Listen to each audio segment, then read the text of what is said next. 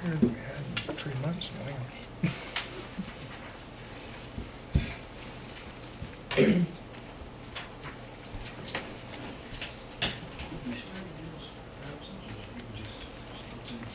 not in charge. I was going to probably start with them. I would think of it. Okay, 2 items, certainly.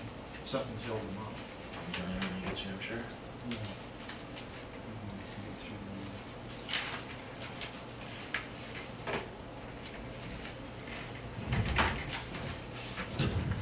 I think we'll call this meeting of the municipality of Morris Turnberry Council to order at this time. We are short one councillor that he evidently must be held up for whatever reasons. So he'll join us when Councillor Warwick will join us when he can.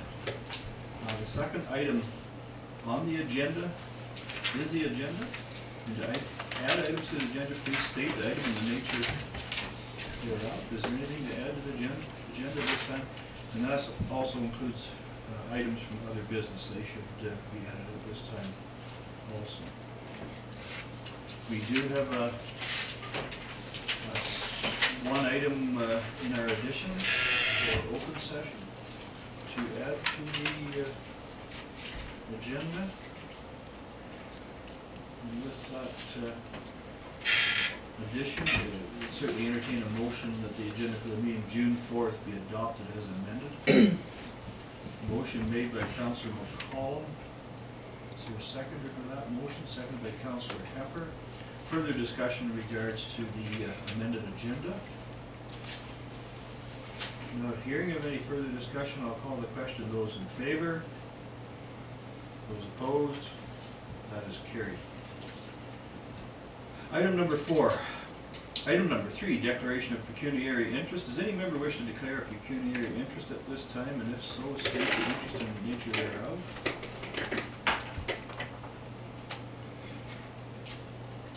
Not hearing of any conflict of interest. We'll move on to item number 4, the minutes. Are there any errors or omissions to the minutes of the May 21st or May 22nd, 2013 council meetings? We have attachment for both these dates in our information package. Is there anything that you would like to discuss, or is there anything you feel is not correct? Councillor Smith. Okay. Motion that the minutes for May 21st and 22nd council meeting be adopted as circulated. A second for that motion, second by Deputy Mayor Breckenridge. Further discussion in regards to the May 21st and May 22nd minutes. Not hearing of any. Call the question. Those in favor?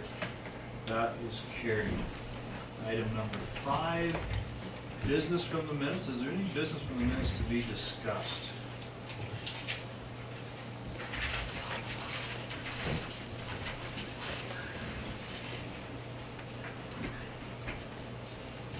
Not hearing of any business from the minutes.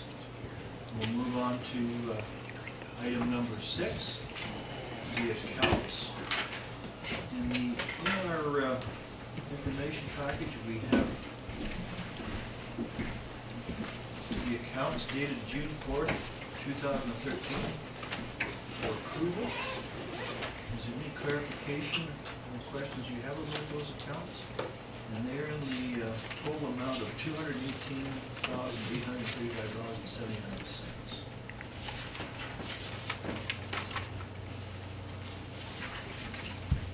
Deputy Mayor Breckenridge.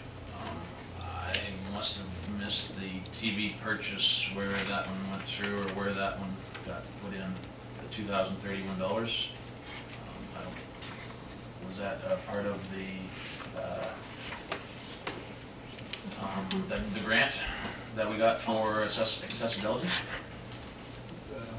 We have been renting these additional meetings, renting a screen at a substantial cost. So I believe, we've put it in place to get that process off. We have a number of public meetings in front of us, and I believe it's come out of the office budget for office purchases, capital purchases. So that wasn't something that was discussed with the council previously? No, it was not. Not specifically, but I think it just makes sense when it was a substantial amount for every time we're renting a screen for these meetings, and just a matter of keeping up with we have a screen to look at here. It's only proper to have something for the people in the gallery to follow along. Go ahead, Deputy Mayor. We probably don't need that projector anymore when we have the screens in front of us as well as the screens in the back now. Maybe we can look at recouping some of our costs on that one.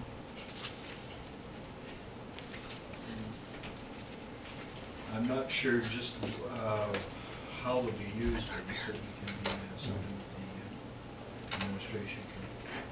There could be times that this will be for a group around this table. If there's more than that, it becomes more difficult to see.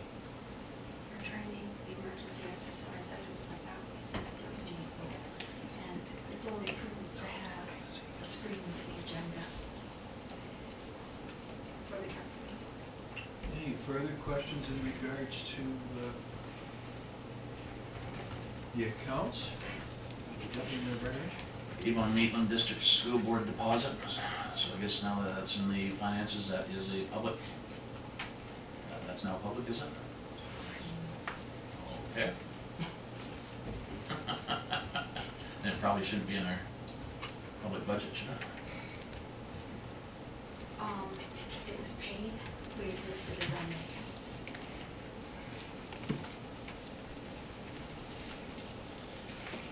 Deputy Mayor Breckenridge. The one following that, property tax reassessment. Do we normally put in the property owner's name or business in the property tax reassessment? When it comes to issuing a check. Yeah. Is it not, is it correct to state, Nancy, that once the business is gone, more or less across our desk, it's public? Yeah, public information, so we're listing the payments on here.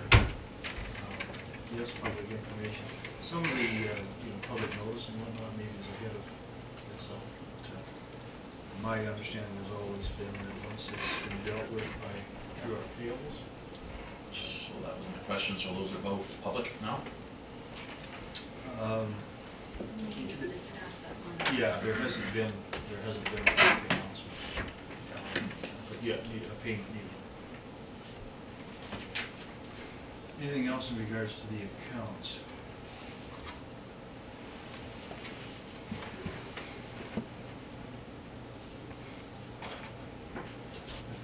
The accounts dated June 4th for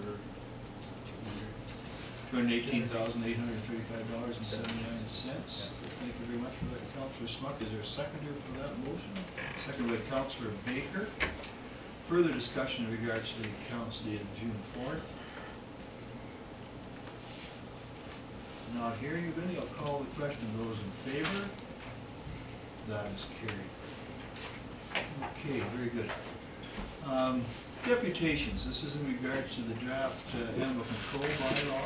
There will not be any vote taken on the bylaw itself. The direction given the last meeting to administration was that more information was to be gathered and brought forward at this meeting. So that is the process here tonight. So we have 3 deputations.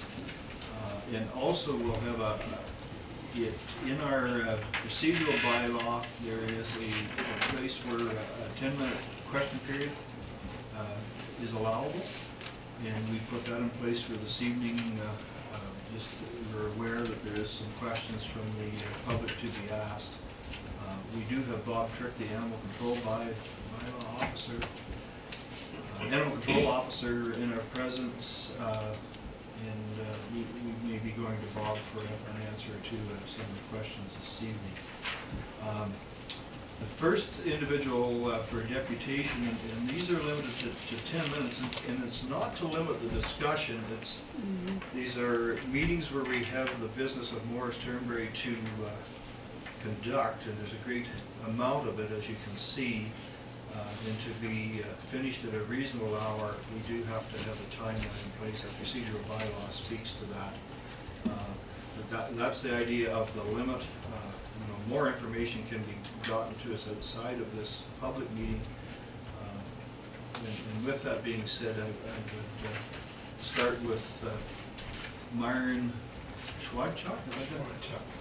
If you want to come to the table here, Myron, just you can pull that one of the chairs around if you want to face it. Well, I was also told I could use the lectern. Certainly. Takes me back. Head right back. And I believe all of council has been presented with a copy of what Yeah. you want to speak to this evening, and at this point, I would turn it over to you, Myron. Thank you very much. And my big reason for the 10-minute thing is that having taught community college as a professor for 30 years, clock watching is something that I notice. And those are generally the people who get Fs from me and don't know why. But anyway, I feel you should take as much time as is necessary for the problem, and when it's a huge problem, you should take a larger amount of time. However, I would like to thank 3 members of the committee who have shown common sense and certainly a little integrity in admitting they hadn't read the bylaw enough to be able to vote on it. That was honest, and that's what I'd like to see. Because in my years of teaching, I've also seen cut and paste documents, and I've certainly seen documents presented to me that weren't necessarily put together by the person that presented it to me. However, I have my suspicions. But just to start, I think public council meetings not presenting the 10-minute opportunity to people is a big mistake, because I remember coming here with the previous mayor and she let me speak. I presented my problem on top of other problems. I don't know how much time she gave me, she didn't limit it, but lo and behold, within 2 weeks she actually solved my problem at my home.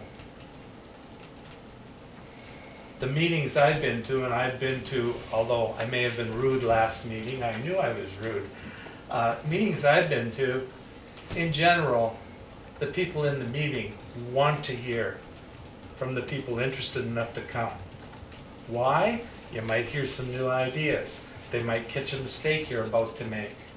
They might predict the future in such a way that, hey, I've always felt, come on, bring it in, because hey, I'm going to get the credit for it. I'm the guy that's going to say later, this is what we should have done, and this is what we should do, and ta-da, that's success. Okay?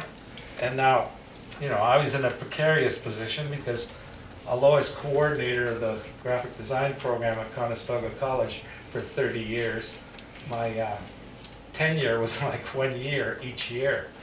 And my position was ratified every single year. So I had to be successful every year to be renominated for that position. And if any of you have heard about that program, you'll know it was a very successful program with over 90% employment at all times. However, I find that the public council may not have noticed that public means that your voters, now I took this because in your drafts you have definitions of things which people need to know. Public is your voters and your taxpayers, and they provide that budget that you just spent on this wonderful device, which I like. We might be able to watch the hockey game later. Okay? I'm not saying it was wrong. All I'm saying is it came from over here. Every penny. Okay? And I paid $5,000 for my urban property, which has 450 pine trees on it and the length of the Maitland River, covered with geese from the conservation area. And I believe those geese quite likely belong to the township. They don't worry about my health and the deposits that the geese leave. However, this is your public, this is also your tax base, this is also your budget base, this is where your money comes from. Civil servants, wonderful people, willing to spend their time to help the public in a manner that's in keeping with the wishes of the public. Okay? And what the public wants for their township. What's the township? It's where we live. It's our homes. It's our properties. That's all we want. And I shell out money, you shell out money. It doesn't matter how much. It all goes over here and it gets split up. Now, last time there was no 10-minute meeting, and I'm afraid I lost it. You know, I'll break a law if I have to, if it's that silly. You know, I have to say that 10 minutes wasn't enough. And I had to say I have a right to speak, for crying out loud, for $5,000, 10 minutes? Thanks. Anyway, so you understand that the township is our homes and property, and you are public servants, and probably wonderful ones. I just haven't figured that one out yet. I've talked about the meetings I've attended, and I've talked about the fact that any input is always precious, because you can have some weirdo sitting there, and believe me, I can clean up pretty good. I got a lot of shirts and ties. I threw out most of them, including my watch, the day I retired. Now, here's a suggestion I believe is both sensible and possibly constructive. Exclusion for all registered pet groups and fostering volunteers in our township that provide shelter and care for discarded pets.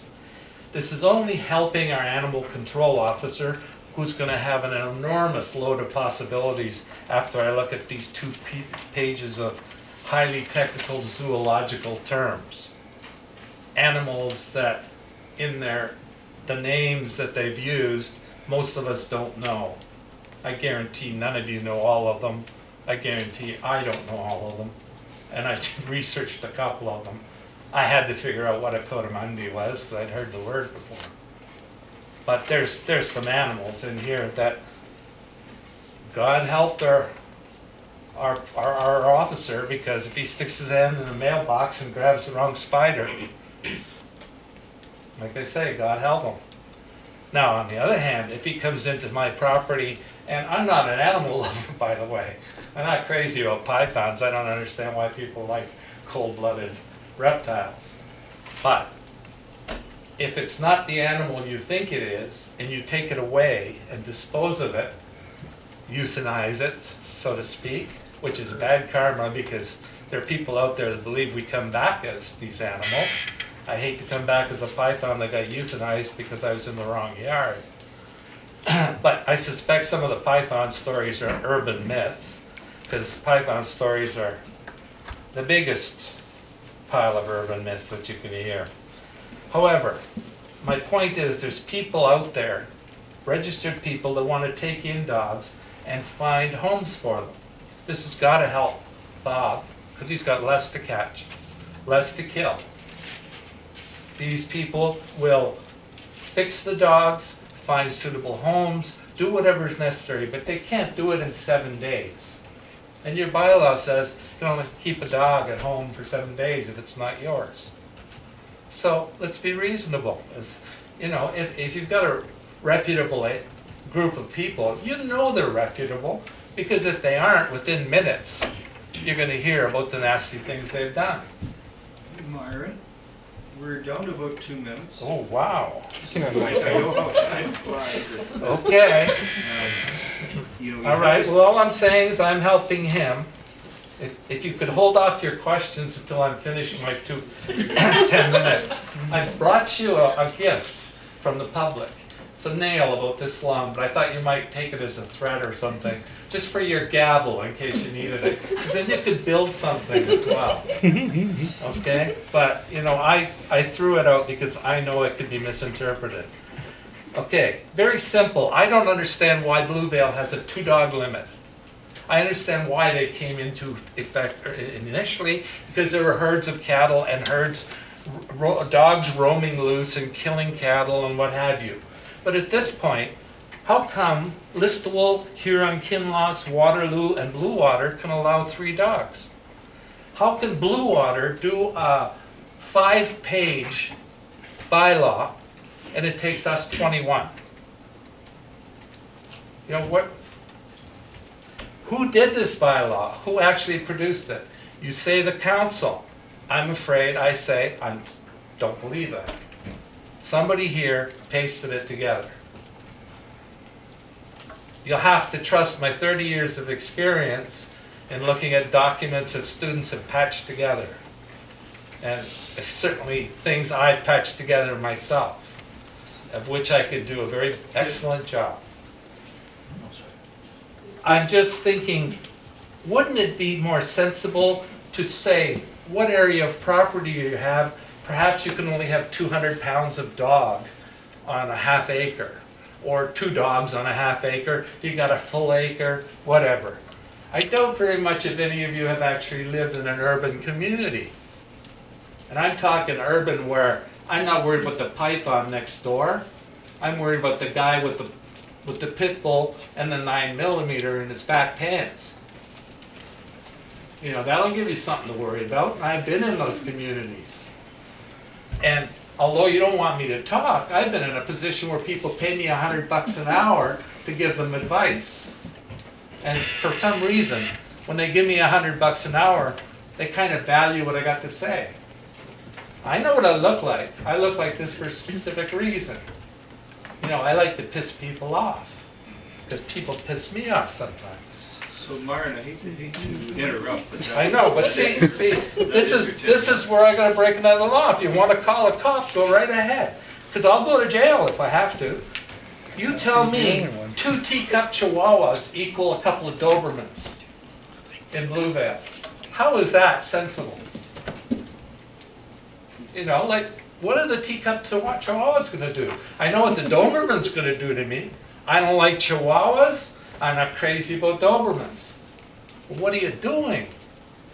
And why 2? Why not 3 like Listowel? Are we not as good as Listowel? is there one last point you'd like to make with this? Yes. The final point, and I'll jump over, well, it's 2 points, you know, and if you could bear with me. One is, you have to understand, and I came to this country 60 years plus ago. Why? Because when a man named an officer by somebody came to the door, they could take my dog, my brother, possibly my uncle, to the front yard and shoot him. My mother's brother was shot by a man named an officer. By who? By somebody supposedly voted into power. I didn't come to Canada for this. And I came to Canada a long time ago. If there's such a problem with our bylaws, maybe it's time to bring the ombudsman into the situation. Okay? Because I think there's some illegal search and seizure going on here in what you've written. Nobody will tell me who the author of the bylaws is. Fair enough. Now, the last thing is urban areas. My street, I have 3.5 acres. Paving ends before my house. So does the plow, so I get a big pile of snow in front of my house. I have to take care of my own excrement. I get no water from the city. I get nothing from the city except one light and there's no fire hydrant anywhere in Bluevale. How are you calling that urban? You know, it's just not urban. It's as country as you can get. It's why I came here. And it used to be, and I still get mail from rural Route 2, and now it's specified as, and this is the beauty, it's SS1. SS1. You ask anybody in the post office, including management, and nobody can tell you what the hell SS1 means, including the mail deliverers. I swear to you, I've asked the lady at the boxes. I've asked the lady at the post office. She's gone to our manager. They've designated it as that. Nobody knows what it is, and I guarantee none of you know what it is. Now, that's not me being crazy. That's some stupidity going on there. You know, call me rural route anything. I don't care, but I'm at the end. I got 3.5 acres. The guy next to me's got 4. The guy next to him has got 5. The guy over here's got 4. None of them are home because they're all truckers. I'm the only guy there, and I'm surrounded by more land than all of Bluevale. And you're telling me I can only have 2 dogs. I don't care about dogs that much. I'm a cat person. You know, and I don't have any cats. But it's just, I'm not in a rural area or a urban area. And I don't think, I know most of you are hardworking people, but I doubt any of you have lived in Montreal, Vancouver, Toronto, any of those places. You haven't lived there. You don't know what real urban is. Waterloo lets you have more dogs. They just do. Okay, so as far as I'm concerned, I think my property should be called rural. And I'm not going to bug you, and I appreciate you not banging your gavel, because I know I'm going over time. But come on, 10 minutes on 1 page. Who reads that fast? Now, if I could read that fast, that's fine. But who in this room thinks that fast? Jesus, I spent 4 hours trying to get a message across to 40 students. They don't get it in 10 minutes. They don't get it in 10 weeks. Okay? Now, if I'm crazy, that's fine. I look crazy, that's fine. I don't care. But if you guys pass this thing, trust me, I'm already written up in some blog, the Huron Info or whatever, identified and stated as what I did last time. And believe me, I didn't even try to get into that. But they suggest that I'm going to do some kind of whatever. Well, I know that you only got 54% or so voters out last year. But I will stand at the voting booth and I will talk to every person that comes in, whether they think I'm crazy or not. Those of you that have some integrity, and I know some of you do, are fine.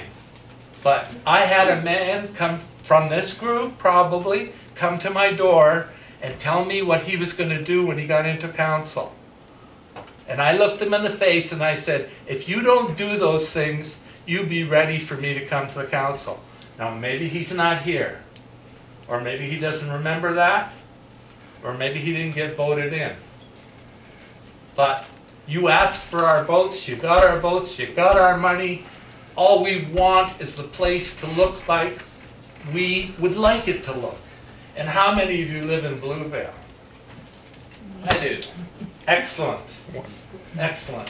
Do you care if there's 3 dogs at the end of Orange Street that Yes. you never see? Yes, I do. Why? Because why should one person have more rules, or sorry, more abilities than another?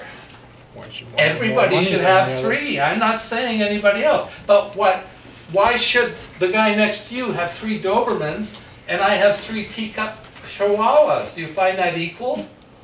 I don't have Chihuahuas.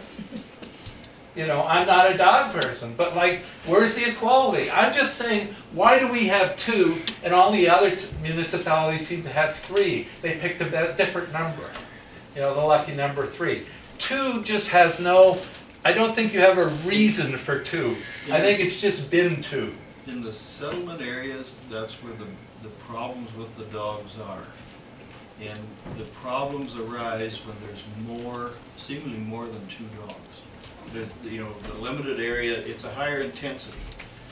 And that's where the 2 number has come from. It's the direction that these more rural communities, municipalities are moving to. Yes, there's some still have 3, but the trend is to go down to the number of 2.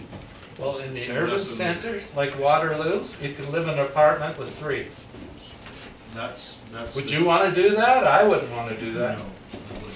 I wouldn't want to have the guy next door with 3 dogs. But that's the reasoning behind that, where that number is. Well, I don't think it's reasonable, and I know that you're afraid of lawsuits. Everybody's afraid of lawsuits. But I think if you enact those last 2 pages with, this is priceless.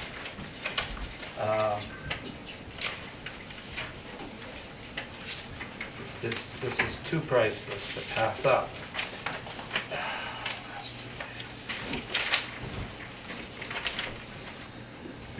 Wow, I mean, we all have arachnophobia, but I won't use that word. Oh, I'll forget that. I was just going to ask anybody here if they knew what kind of animal that was by its scientific name, but I read that Bob's got permission to shoot bears in Goderich. Okay? And he's been trained to do that. I don't know how he's been trained to do that, but what I'm afraid of is, what if I'm in my 450 pine forest and he mistakes me for a bear? It's not hard to do. What if I'm floating down the Maitland on my back and he thinks I'm a whale? I mean, I'm not knocking him, but he's got to recognize what that is. If he picks the wrong animal, he'll get sued. Myron, you realize we have to have, in a circumstance where there's danger to the public, we have to have an individual in place to look after these situations.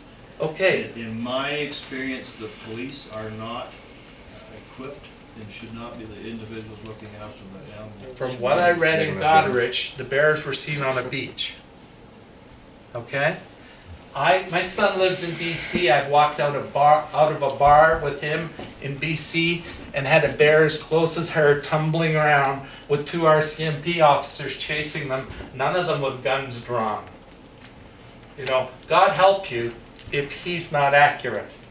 Because if he doesn't kill the bear first shot, he better pull out his Bowie knife. But what I want to know is, what if he misses and hits somebody else? I think this is a situation, there may be a bear somewhere, but it has to be a situation where it's causing, it can harm. I agree with you. So, just a sighting doesn't mean that there's someone going to head off and shoot the animal. It's not causing any okay, but there's common sense there.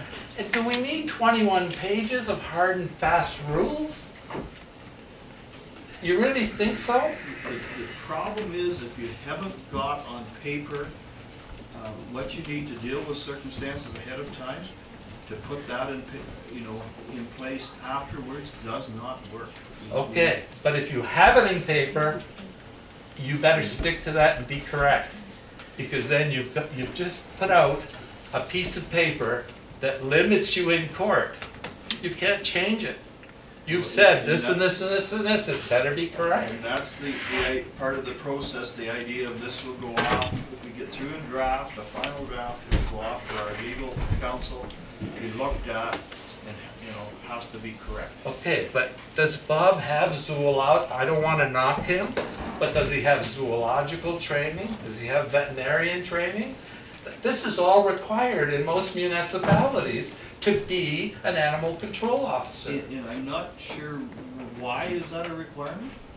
Well, how the hell do you know what kind of snake you're dealing with if you have nothing in zoology? There was an issue with a snake in a settlement area in the last week, I believe it was, and M&R was sent away, to get a handle on exactly what it was and what we were dealing with. Okay. So we have the resources. But it doesn't in place. get. Bob is part of those resources. I've faced a rabid raccoon closer than you are in my backyard, and nobody's going to come. I can down 911 till I'm blue in the face. you know, that raccoon's gonna bite me well before anybody shows up. These things are all after the fact is what happens. Well, you know, I think in this part of the world, you realize not to put yourself in that position to back away, and if there's been a sighting of something rabid, you know, it's reported. Well, there's a good bylaw. If anybody sees any kind of animal or whatever, report it immediately. That's fair enough. I'm not against your bylaws. I just think they're overdone, and I think they put you at risk. Because where the hell is a rhinoceros going to come from? Unless somebody's deciding to build a zoo. And I hope none of you have an interest in that. And the idea of some of these things, it seems quite silly to have that in there. Wow. But what we've done, we've put together a list of prohibited animals, and then the next clause is to allow those with an exemption, but you have to prove to the municipality that you have the correct environment for that species to live in. You have the financial and physical abilities to look after that animal, and you know what you're doing. Okay. So, you know, I don't know of where you would put a whale in I'd have to build an aquarium. In Huron County, the Maitland isn't deep enough. Well, that's what I was trying to suggest. Because then you'd come after me for the beached whale.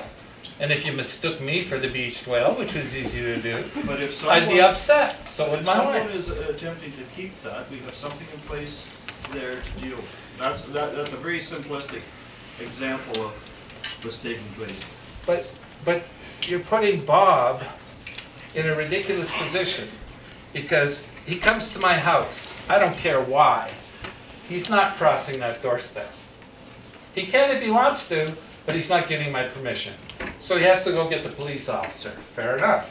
The police officer will not cross the boundaries. He won't even, shouldn't drive down my driveway until he's gone and got a judge to sign a warrant.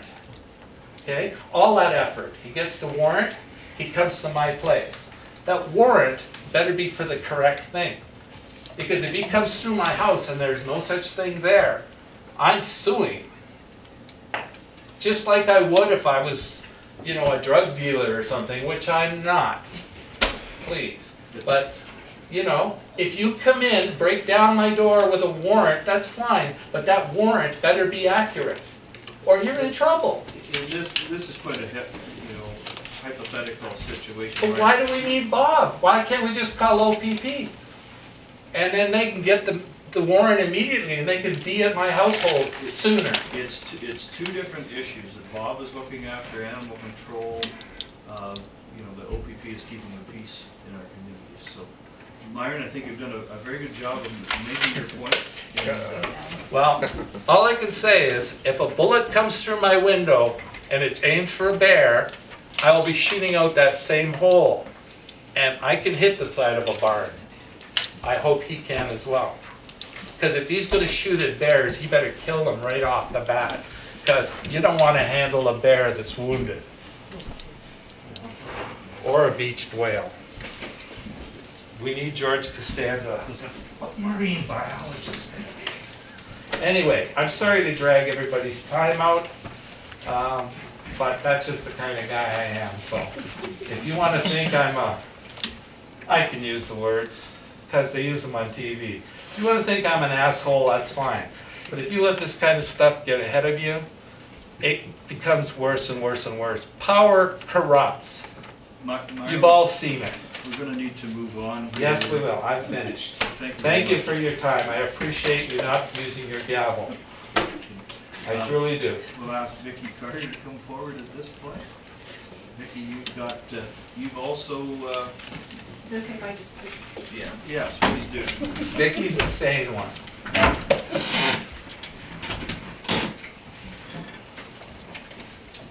Mayor Dowling and council members, I'm Vicki Carter of Bluedale, and I'm here to go over some of the concerns about the proposed animal control bylaw and offer some suggestions on the matter. I will read this first in its entirety, then answer any questions if needed, to allow council members and fellow constituents to form answers or questions. Concerning the bylaw, the sale of an impounded animal, how and why would this be deemed necessary, and how would this be done? For example, advertised through a vet, etc. Where it states that on a rural property, no more than 3 dogs may be owned if for herding, but only for sheep. Why would this not apply to other herds of animals such as cattle, etc.? Where it states that grooming services may not be done, this I think was put as an example in there. In an urban area, is this only when offered along with like a licensed kennel or for any grooming service, like what Wingham offers at the pet store or other private groomers in local towns do? Where it states a license issued pursuant 5.1 and 8.1 of this bylaw shall expire the 31st of December in the year it was issued. How does this work when new licenses are usually not available until later in the new year, and often in cases where you apply for them to be sent with your taxes when paid, they're not sent out till after the final tax payment is received and then mailed to you, which is usually well after the final date of it. If you're asked to show your dog license and it isn't mailed yet, does the bylaw officer take your word or check to see if it's ordered, or are you fined on the spot? And can you go to the municipal office to prove otherwise?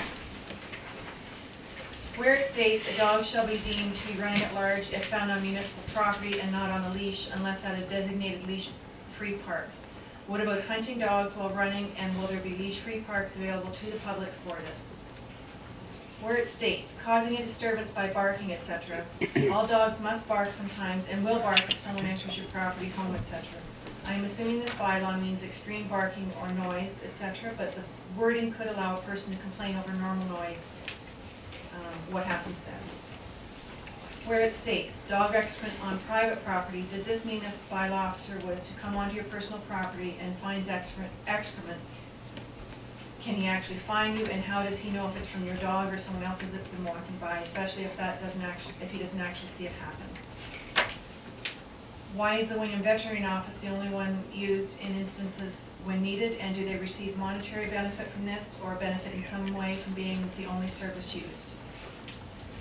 Where it states, the animal control officer may sell the dog for such price deemed fit, destroy the dog in a humane manner, or otherwise dispose of the dog as deemed fit in his or her discretion, and no damages or compensation shall be recoverable by the owner as a result of any such action. How is this determined, both the choice and by what standard it is done? For example, to dispose of the dog, euthanization, shooting, and or sale.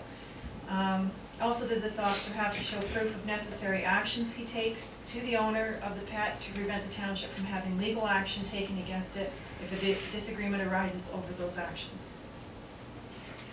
Any person may keep a prohibited animal provided they submit credentials of training to handle the prohibited animals, and the owner has filed a letter of request as shown in the schedule D for an exemption from section 19.1 of this bylaw and has received approval in writing from the clerk.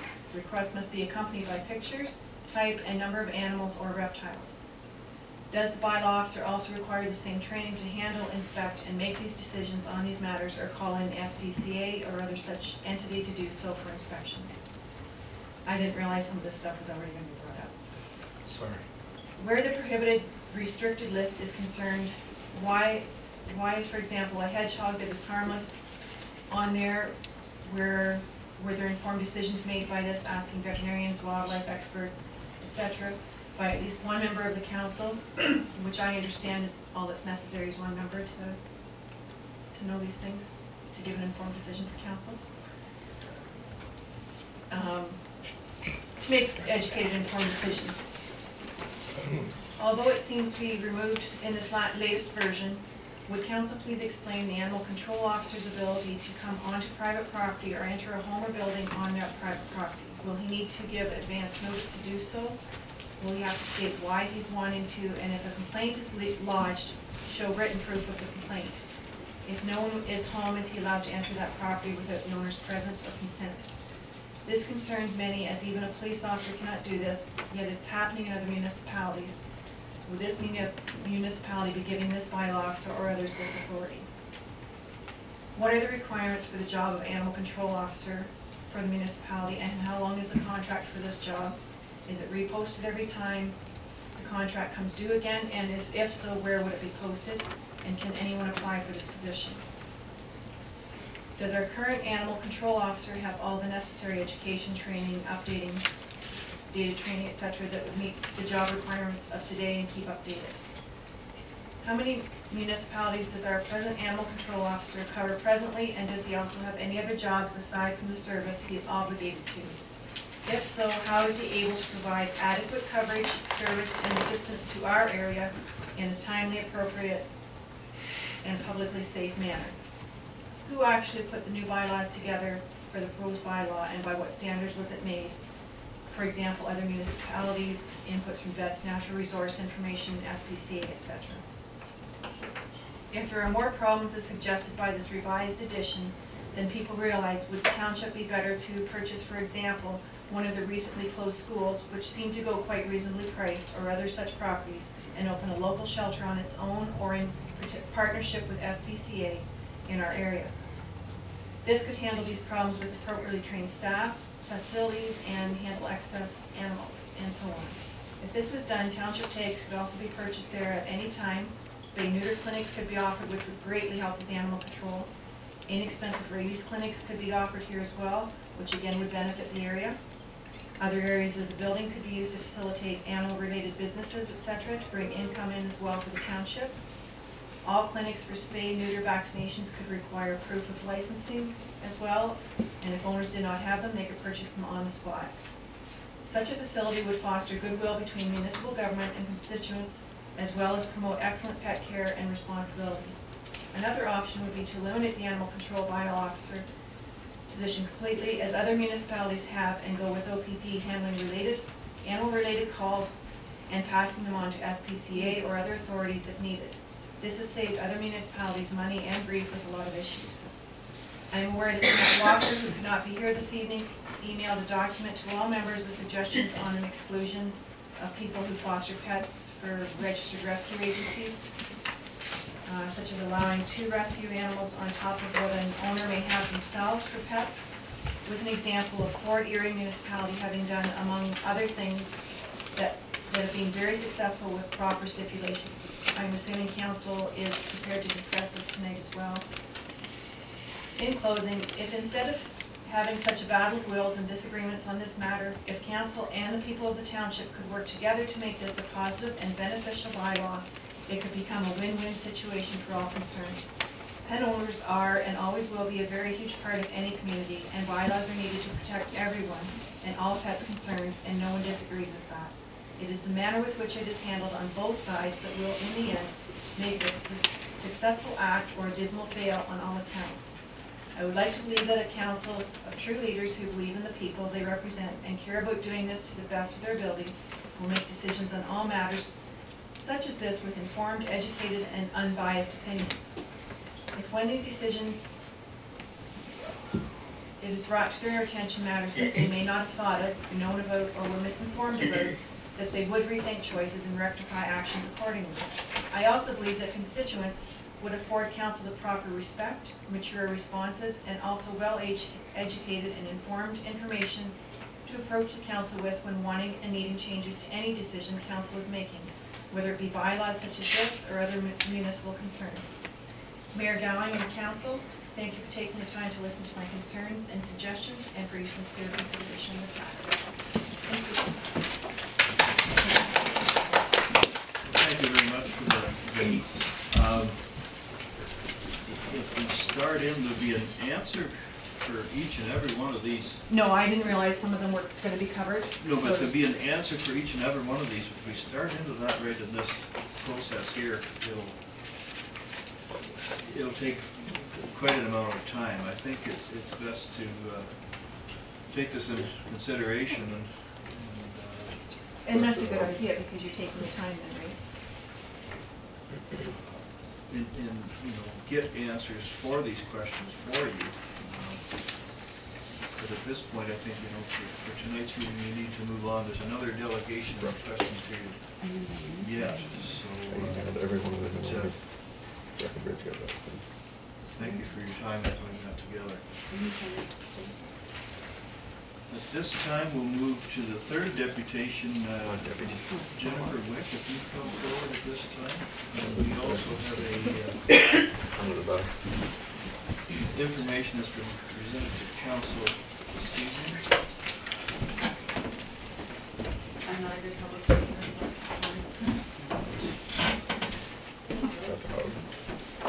Oh, apparently I'm supposed to get special permission for this. It's not anything dangerous. He's fine. Is that okay? Looks like a bear, shoot it. Closer there. Yes, yes. Okay. Does anybody like a copy of my passionate plea? Yes, I would. Just pass them around. You have as prohibited animals, you have hedgehog, which is about as common as a chinchilla. As you can see, they're not very big, about the size of a guinea pig. Jen, can you hold that so everybody can see? that was We my can't see back here. They're kind of hiding in blankets.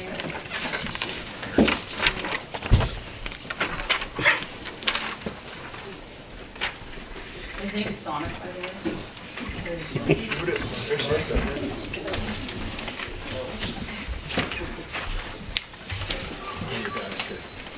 And again, like any pet, like a chinchilla or a rabbit with handling, they become very tame. Poisonous. Scared. I'm gonna keep my kids in at night Now, do you now. guys understand that under your bylaw, that if this little guy gets kicked off of the owner's property, it's $200 fine. Okay, But if somebody the come on my dog property gets to take off my the animal, owner's they wouldn't be property, going off it. $125. Next thing, be telling kids to shut up. Yeah. They make them bark. My kids make more, way more noise than a dog. 100%, I got one. He can be loud. We have a question for the gallery. Are we being videotaped here? It appears so. I believe that's at the discretion of council. No, public Procedural meeting. bylaws. So, Do you have any objections, or? well, it's a question we need to put in front of council. What would the objection be? In our procedural bylaw, it's a question that, Something to hide. What do we got to hide? I'll answer that. I don't object to being videotaped. Yes. I object to not knowing. Oh, fair enough, fair Okay. enough. See if you can set up. So I think wasn't here. this, if we are being videotaped at this time, I think it's something we need to make council aware of. We could call it as a question, if that's I'll make a motion for that. okay. A motion to allow the videotaping of this meeting. We just would have appreciated to be known what was taking place. That's all. Just the way our procedural bylaw, it's not something we've had to deal with here. We have a motion on the floor. Is there a second? Second by Councillor Ward. Further discussion in regards to having this meeting videotaped. Not hearing of any, I'll call the question. Those in favor? That's carried unanimous. So that's good. We just would like to have known that it was brought to my attention. I wasn't aware of it, and the issue it more to do with procedure than anything else. It's just, Jennifer, sorry for that interruption. If you want to go ahead with your presentation. Back to the comment that you made, Mr. Beveridge, earlier about we shouldn't have two different numbers of dogs for different areas. Well, in the bylaw, if you're in rural, you're allowed to have 3. If you're in urban, you can have 2. Now, if you're rural and you have sheep, you're allowed to have pretty much as many as long as they're livestock earnings. So again, I don't know why it's not the same number across the board. I don't know what the problem is with 3, because a lot of properties are a lot bigger than, like, you know, the little town.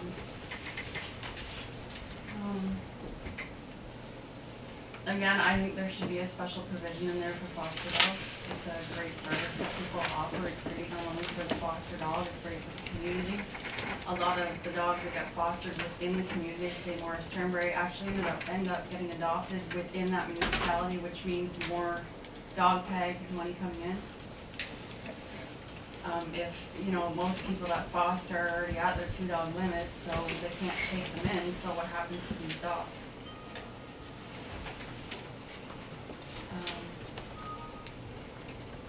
I don't really understand this 5 mice rat limit in an urban area, because if a female gives birth, they're probably gonna have a lot more than 5 babies, so do we tell those people they have to kill the remainder? You know, if they have 8 babies, they have to kill 3 of them, and then, you know, aren't we promoting animal cruelty? I realize that, you know, somebody shouldn't maybe have like 100 of them so that they get loose and go everywhere, but again, I think that number maybe should be looked into, what an average size is if it gives birth. And then again, like the dogs with the puppies, where you're allowed to have them up to so many weeks, and then it has to go back down to the number.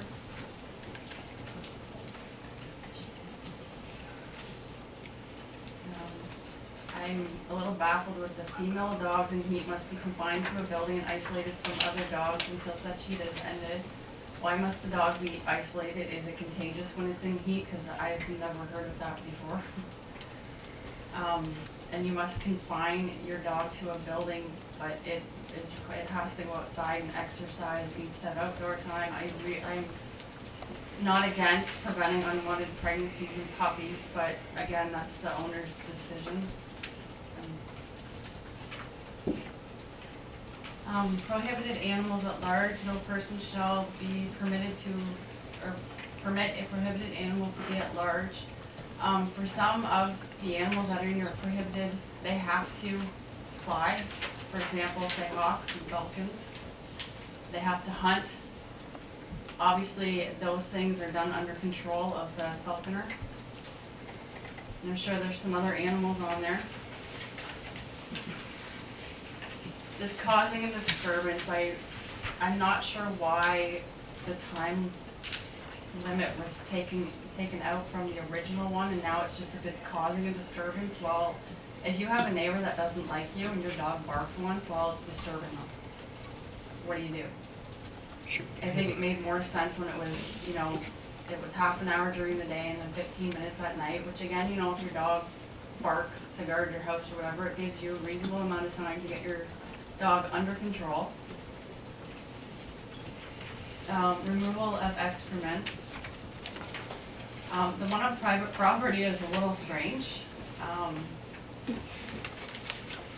If we pass this, should we not include pigs, cows, sheep, goat excrement? And, you know, what about the farmers that spray their fields with livestock excrement?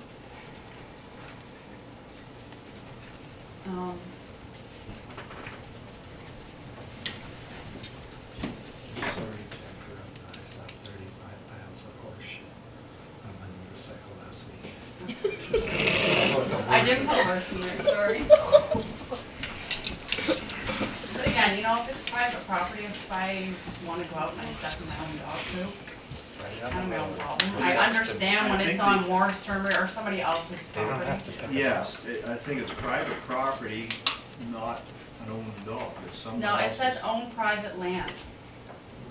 So, would that not include my own property? That's private land, I own it. I don't believe that's the intent. Well, then maybe we can look at that and clear it up a little better, right? Because it's kind of open to interpretation. You know, I think there's good, solid answers to all these questions, but it's just, you know, the time factor, you know, it'll take time to. So what are these questions going to be answered and how are we going to Gets receive paid it? $500 a meeting. I guess the council. He gets $23,000 a year Delegations and all for of doing that. And you'll let all of us know when we're done? The mayor. The councilors only have 11 to 13. Sorry. Okay, for the prohibited animals. Please bail me out. Any person engaged in prohibited animal provided they submit credentials of training to handle the prohibited animals. Do you realize that most of the animals on your list, there is no training, there are no credentials, so how are you supposed to submit, for example, for a hedgehog or a sugar glider? I researched both of them and there's no training, there's no credentials, nothing exists. So you can't, a person would not be able to fulfill requirements for that sheet. So that's what happens, they can't have it.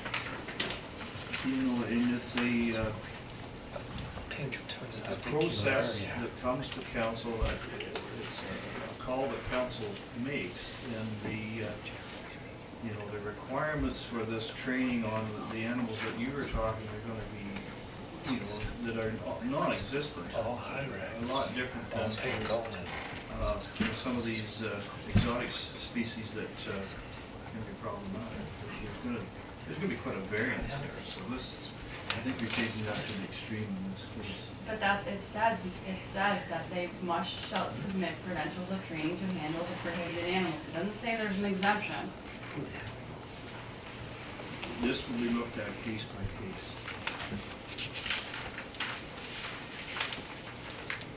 I was a little confused on page 16 for number 2 and number 5 because you have.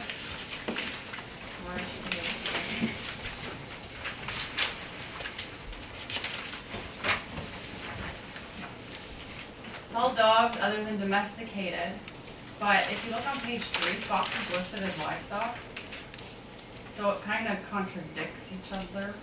Like you really need to fix your clarification at the beginning, or you need to. It's the same with the mink, which is number 5. Mink is listed as livestock too on page 3.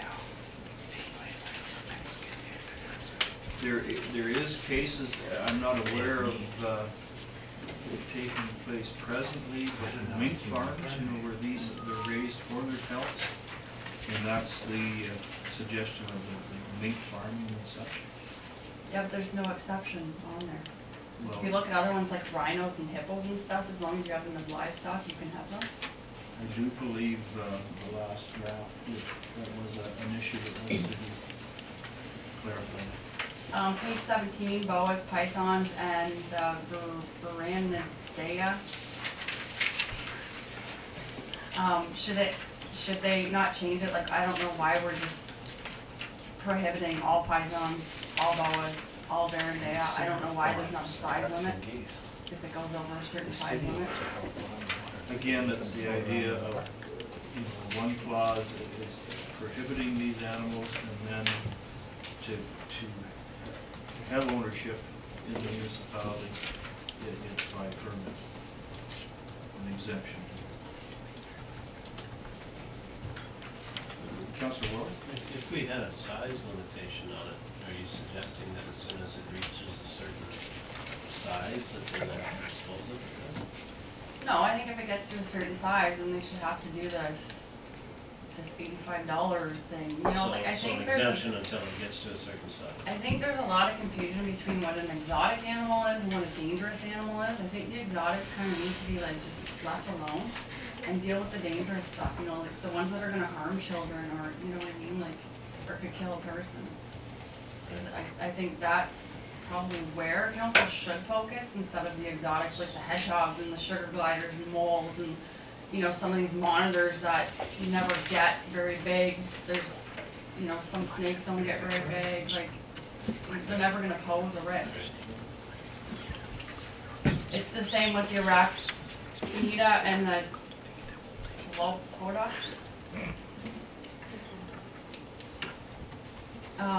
First off, I'm not sure what arthropods, which includes spiders, is actually listed in that part twice. The first one deals with spiders, the second one is arthropods, which are the same thing. And I did a lot of research on this specific one, and all arthropods are either venomous or poisonous. However, most of them are not lethal to humans. It's no different than getting like a bee sting. Obviously, if somebody is allergic. And again, obviously, I'm not including black widows. But like a tarantula, centipede, there's a certain type of caterpillar, most scorpions.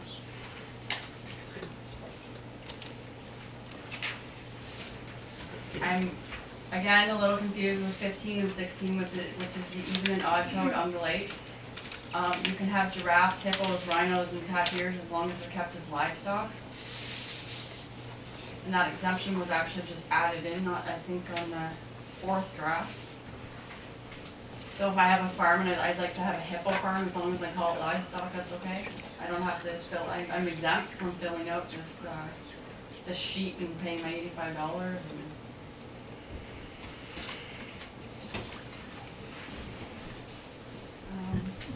And then again, I brought up the sugar glider and the vicious hedgehog. They're no more dangerous to pose any more of a health risk than a rabbit or a hamster.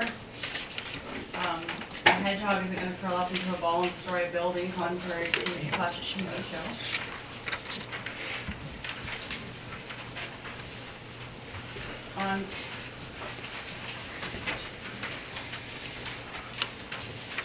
So Jennifer, we're soon reaching your time. I'm almost done. You're done. You're getting, make your last point, please. Page 19, number 4, administration fee for section 15.8. There is no 15.8. This is changed from the last. We're still working on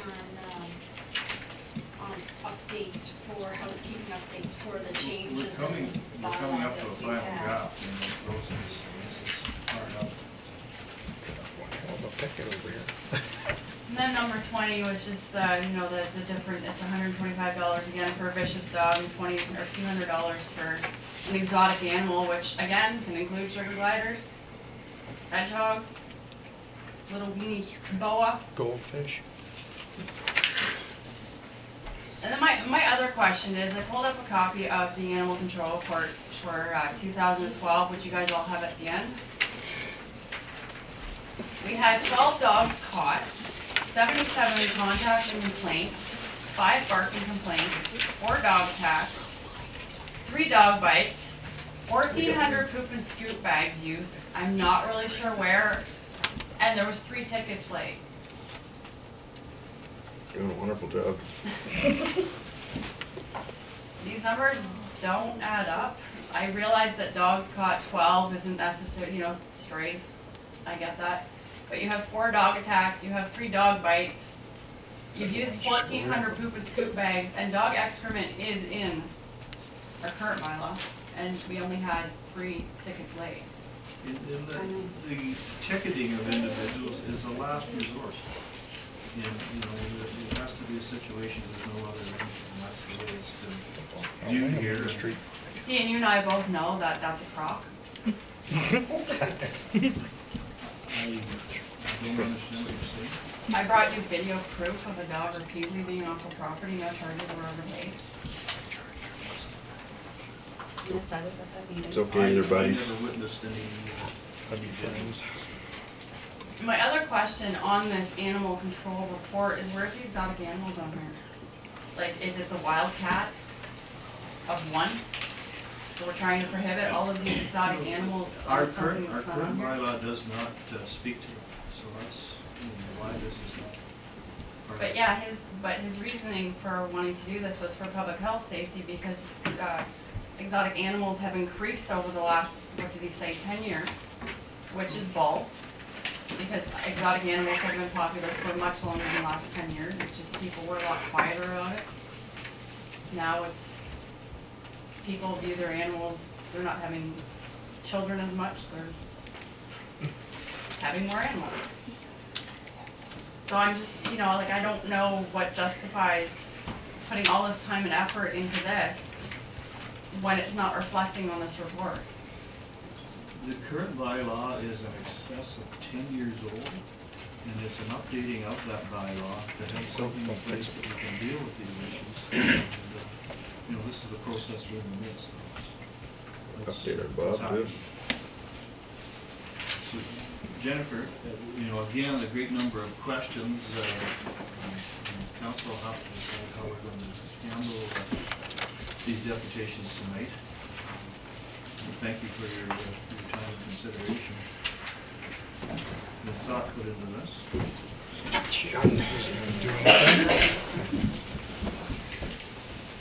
You got snake skin.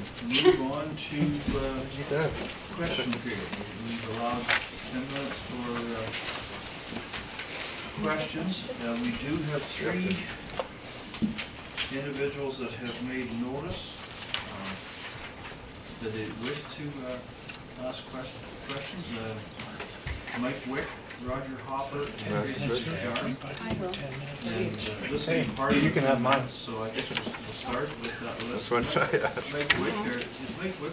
He's here, but I can ask. I'm not sure when I asked, but these answers that you say you're gonna get back to us, I emailed every one of you, and one person got back to me. I never got an email. I Well, never maybe did. not, okay, there's a couple that I didn't get, but. I did. You did? I didn't did. get an email, I was in my office all day today. Well, this is You called. 4 or 5 days ago I emailed. You know, what? I'm just wondering how we're gonna get answers. Well, this will be the discussion after the question period that the council will talk on how we will proceed from here with. That's the question, we could discuss it and give them an answer now. But we're in the middle of question Have to period. let them answer the We'll, question. when we discuss this here in a few minutes, that'll be one of the things that we need to come up with. Roger Hopper. I had a whole bunch of questions, but they've already been addressed, unfortunately. But I'd like to know what's being done regarding puppy mills. They're certainly something that people can use as profit to earn a living, but we've all seen horror stories in the news, rural areas as well as urban areas. Is that something that's going to be addressed as well? Well, my understanding, I think we'll go to Bob Trick on this, but if you care to comment, Bob, but my understanding, you're getting into a kennel situation with a greater number of dogs being kept, and that gives us a way to handle the situation, there's requirements for that. Bob, have you got any comments in regards to that? Or? Well, I have several comments, but anyway, do you want me to answer this gentleman's question first? If you Okay. That's the only question I have. All right, Everything's okay, been addressed. puppy so- mills. Right. Our guidelines in our kennel licenses should keep away from puppy mills. We're against people having no regulations and disappear in 6 months' time. But if you have to spend some money in your kennel, therefore you're in it for a long period, and you're willing to keep an upgraded system. We do inspect them yearly to see what the conditions are. So other than that, they aren't supposed to be raising puppies unless they have a kennel license. So are they yearly inspections? Like, is that something that is absolutely required to get, is the license every year? That's correct. Okay. So in order to get that license back, they have to have an We do inspection? have some gentlemen or people in the community that has been grandfathered into the system. Because when the bylaw came into force, some of them already had a kennel in operation. But they cannot expand. If they expand, therefore they have to come under new regulations. Fair enough. Thanks for that, Bob. Tracy DeSharm, you have a question? She's not here. Yes, Oh. I do. Oh, sorry. Didn't see you come in. I am here. Sorry. First of all, I want to have it explained to the public clearly what the restrictions and prohibits are. You know, I'm really having a hard time with prohibiting animals, but yet having exemptions.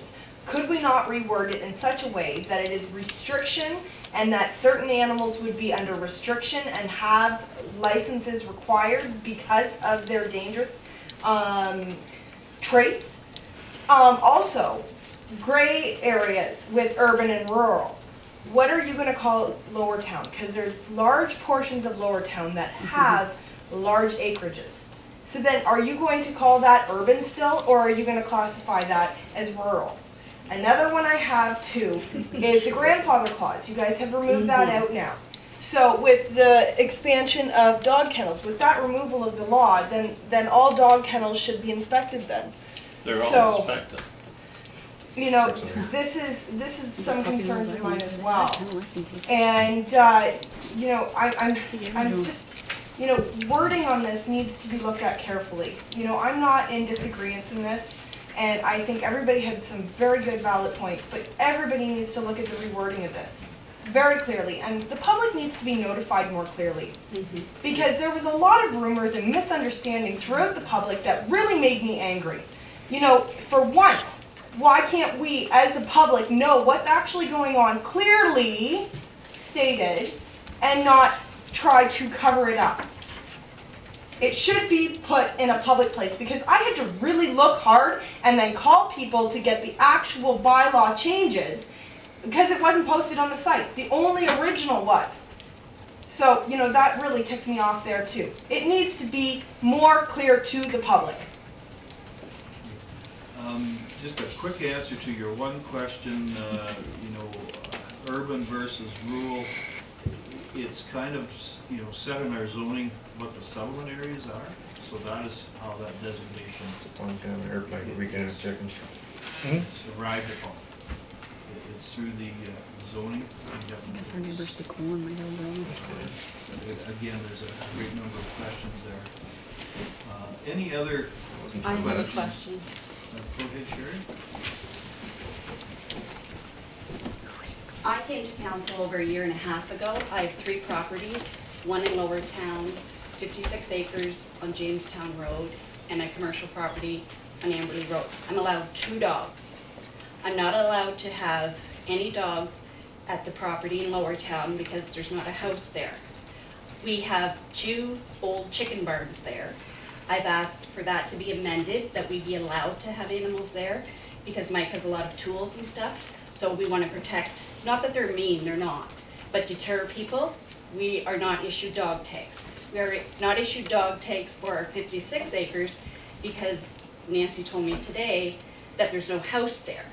So I have to put a house on these properties. I have to put a house in order to protect the shop. We also have it videotaped.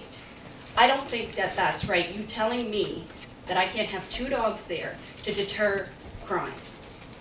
It's almost 2 acres. And I guess the concern is how are those dogs? Mike is there during the day. We have a videotape that goes to our house because there has been break-ins around there, several. So we can monitor the dogs, but you still won't issue dog tags. I have 3 properties and I'm allowed 2 dogs. And I don't think that that's fair. I came a year and a half ago. We had one neighbor. I said to you guys, we have one neighbor that's complaining about everything. There was another neighbor that came and said the same thing. They were calling, this guy was calling the cops because their music was too loud. He was complaining about everything. But there would be 2 tags issued for the property that you have a residence on. Which is a commercial property. So I have 3 properties and you're going to issue me 2 tags, and you're going to tell me I can't have 2 tags that, or 2 dogs at an old chicken barn that are completely enclosed in a fence, and there's 2 old chicken barns there. I think the bylaw speaks that to the dogs are allowed at a residence, and I believe your other property is not zoned as residential. It's in Lower Town. It's almost 2 acres. My other one's AG4. But with a residence. You're telling me I have to have a residence on. I'm asking why I can't be allowed to protect my property in Lower Town with 2 dogs when there's I believe the issue chicken is barns that there. there's no residents there, that you're assured that there's people there overseeing what the dogs are doing. I watch them all the Is that not where you can apply time. for the exemption rule, like you said? No, they wouldn't let me exempt it. I asked. Yeah. I came here, I came to you myself, I've talked to Nancy numerous times, nothing in over a year. I called today and I asked for dog tags because I got a letter saying I hadn't paid dog tags, and I said I want 2 for that property so we don't have to keep taking them back and forth. Wicks live across the road, they said there was no problems, but yet we still can't. I just don't think it's fair. I have 3 properties and I get 2 dogs, and I can't protect my own property. How is that fair? And then you told me the grandfather clause was taken out. And I guess this is another issue being brought up, but you know, I question, you know, what type of dogs are they that you feel they will protect a property? They will deter people. If I feel like my dogs will deter someone and bark, and Mike Wick's gonna look out his window and someone's breaking in, I think that's my right. And you're telling me it's not. I have to build a house. And then I can leave dogs over on Highway 86 because there's a house there. I can leave dogs over there if I build a house. Like, I don't think that that's right. You're taking away my right to protect the property. Deputy Mayor Beveridge. So, someone that owns 10 farms around the municipality, they should, with no buildings on, they should be allowed to have 2 dogs on each property? I have 2 buildings. There's What 2 about if you didn't chicken have any barns. buildings? Pardon me? What if you didn't have any buildings?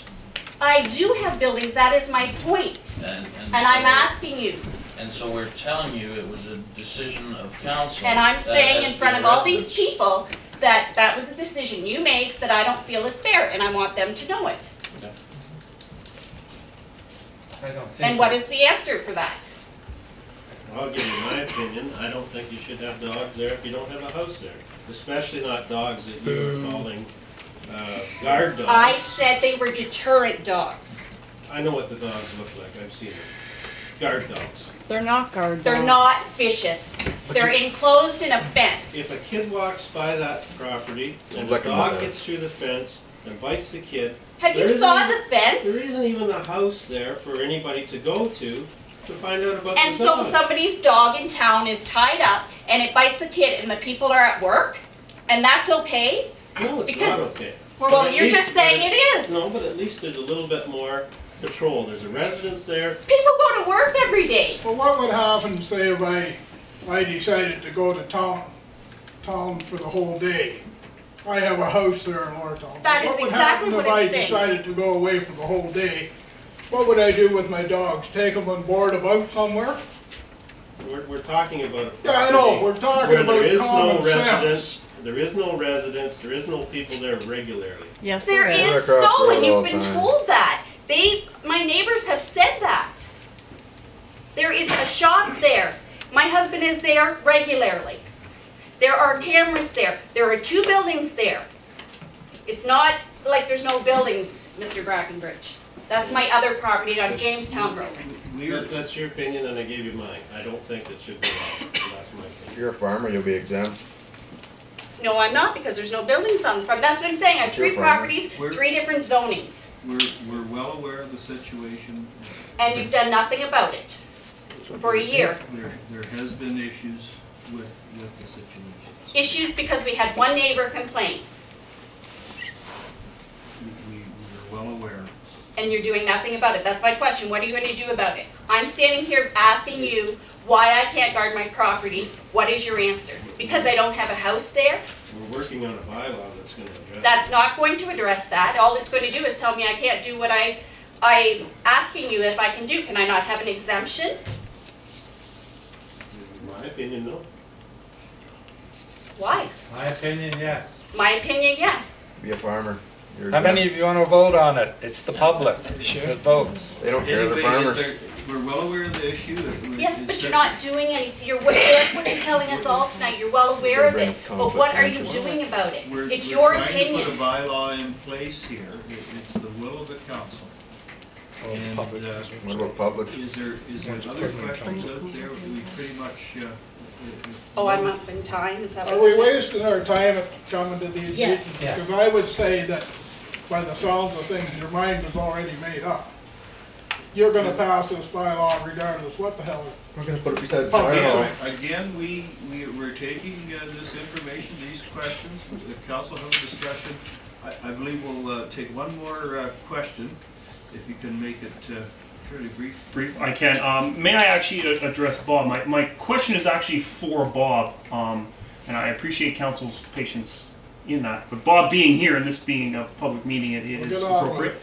Get on. Got 10 minutes, move. Let's take it outside. An issue with that, or? It's direct. I will try to answer his question. I appreciate that, Very Bob. The 2 questions are, how many calls have you received in the last year that were involving what would be generally considered exotics? 2 answers. 10.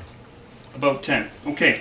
And out of those 10, how many of those were of a serious nature? Something you would consider that would be on par with a medically significant event. So, I mean, I'm not talking about a cow kicking somebody or someone falling off a horse. I'm talking about a dog attack that would send somebody into the hospital for medical attention. Just a second. No, what would... Ask me the first question again. How many calls have you received concerning what would be considered exotic animals? Okay, therefore you include the dogs in that situation, so. Okay. No, All right. what we would generally consider exotics, not dogs. Okay, not dogs, sorry. We've had several situations that people were very upset and couldn't have been a problem, especially with snakes. Okay, so you did receive 10 calls, or you did not? Total, whether that's 3 calls for an individual incident, how many actual calls did you receive on exotics? I'll have to go back to my books, but I'm going to say in the range of 10 calls.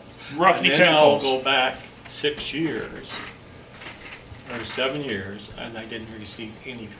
Okay. So therefore I'm saying... I guess what I'm trying to establish is the amount of volume you're dealing with in a year. Not so much that it's ramped up, but specifically last year being the most recent year, most updated information, it would be about 10 calls. And so how many of those were medically significant?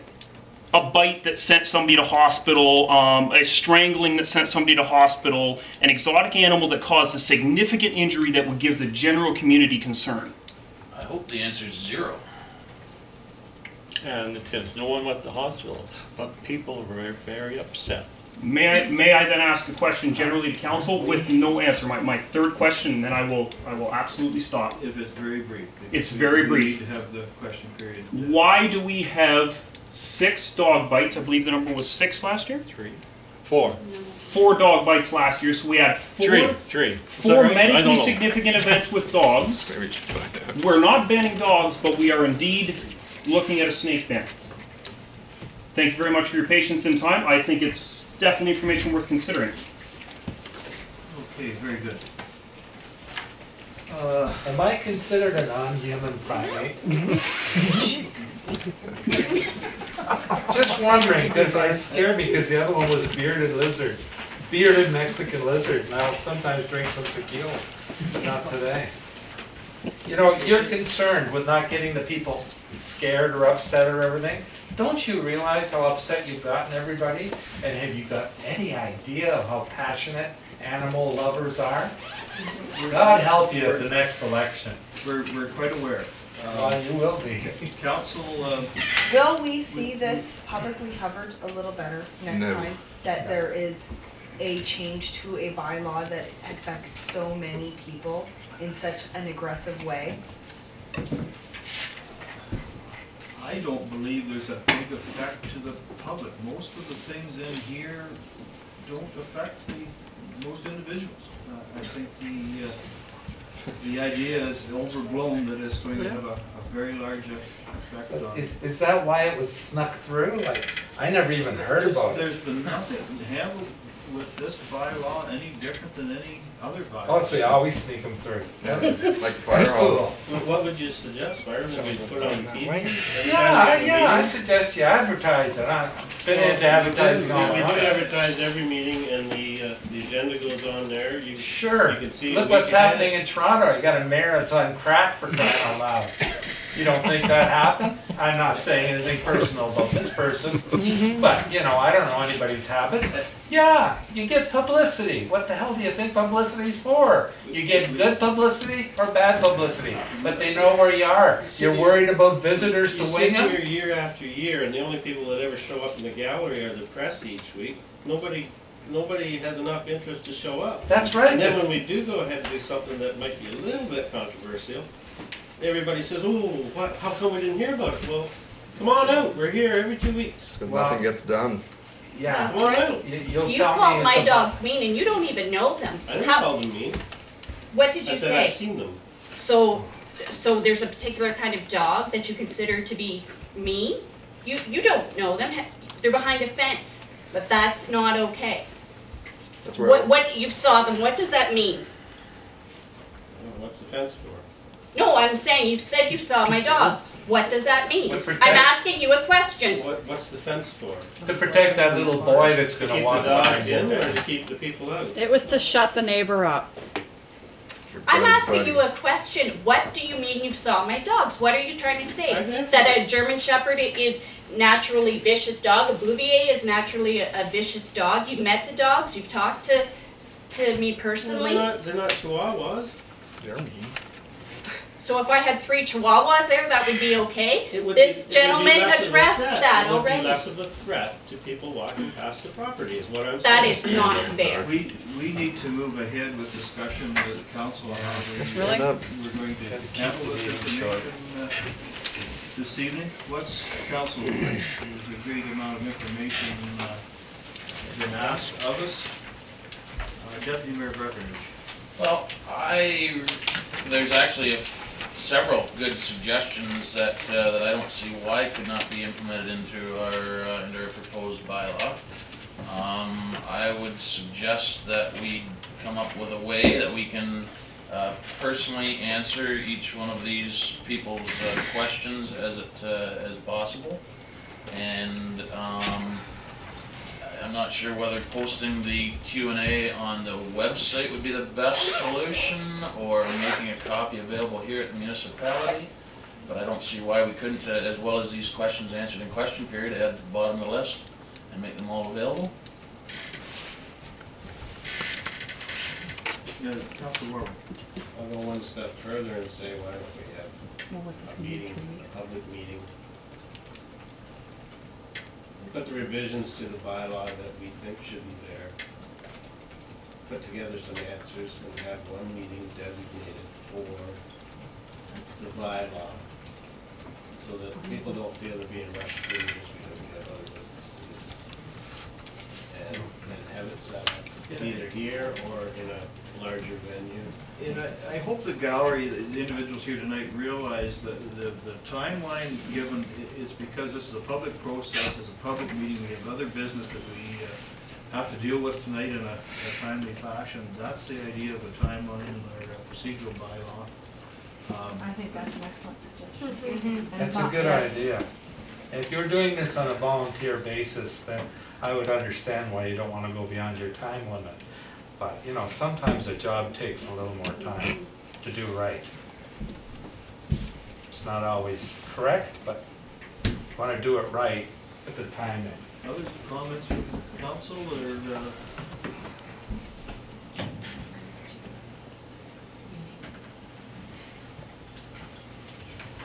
Councilor Warwick's idea of a meeting, does that seem like a? I'll make the motion. I think Councilor Warwick is the one who makes the Sure, I'll motion. follow the motion. And then seconded by Councilor Smuck. Yeah, we have a motion on the floor. Go ahead, Deputy Mayor. More details, where, when?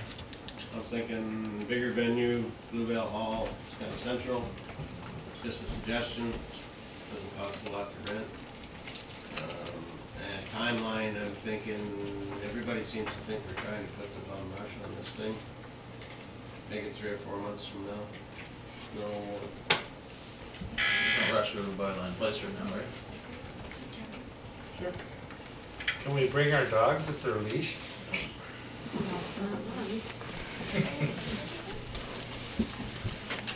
Does that sound like it makes sense to put it out that far? Yes. You'll Yes, have a it does. discussion, And if they need September any timeframe. volunteers to help in the public sense, I can want to volunteer to help. You know, there's certainly some good things that have come up this evening.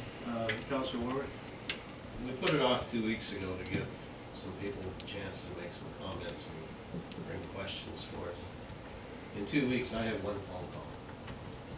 So, to me, I don't know, we get all this response at the meeting. Everybody sitting at this table is more than happy to answer questions or take phone calls or emails outside of this room, which may have answered a lot of questions and saved some time as well. So There's good that's a answers suggestion. to these questions. Hello. So, is there anybody here that got our return email? I did. Answer the Council has been question. very What? gracious in returning emails. And how about return phone calls? None. I did. I got 2 return phone calls last night when I made them and immediately after I made them. So I do appreciate that very much and I do appreciate that, Councillor. And I do appreciate the emails as well. In some senses though, is it not good when you're all together though like in some instances to? Sometimes it gives us a better idea to bring to the table than Yeah. just sitting here amongst ourselves too, you know, like. But another point also of view. together to hear everything at once instead of you having to call each one at a time. I'm just asking. Sometimes if you put a bug in my ear, I have a few days to think about it before a meeting, I can come up with something better too. Not everybody knows that they can do that, so. that there, I've had some correspondence with this since the last meeting. I don't believe I spoke to anyone. I've had a few visitors. Not an inquiry. I had a phone call from Nancy. It was very polite, and I was very appreciative of it, and she was very cooperative. I've just so far haven't had the time, and I've hesitated to send out emails. But you'd be amazed at what kind of research I can do, and I could flood you with emails, if that's what you want. But I don't think I'll get the answers. However, the meeting idea is good.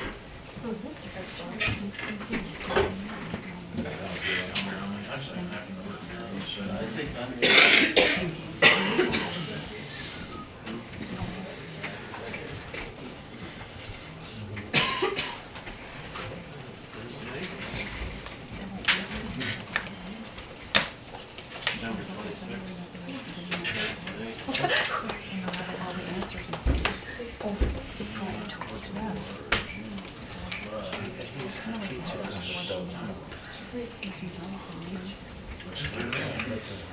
So do you have enough there, Nancy, at this point for a motion, that motion?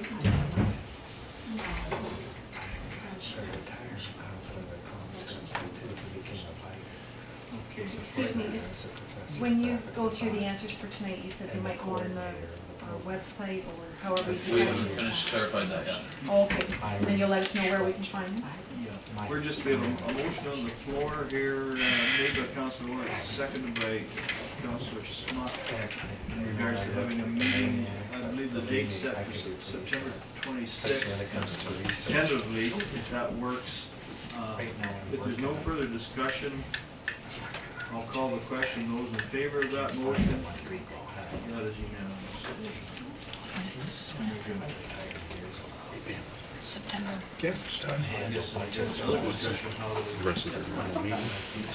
discussion on answering each other questions, I guess it's the council, should we leave all these answers until the meetings? I don't think we should. If we have answers, maybe we'll put on a deadline to have some answers, but obviously we're having to discuss the answers ourselves with staff, so it'll almost take another meeting to get the answers, I believe, unless staff can put the answers together, send them out to council, and council briefers. And that's a lot of acres for $2. Delete or whatever. And then we'd have them to back. And then that can be posted on the website. I made that motion? Oh, sorry,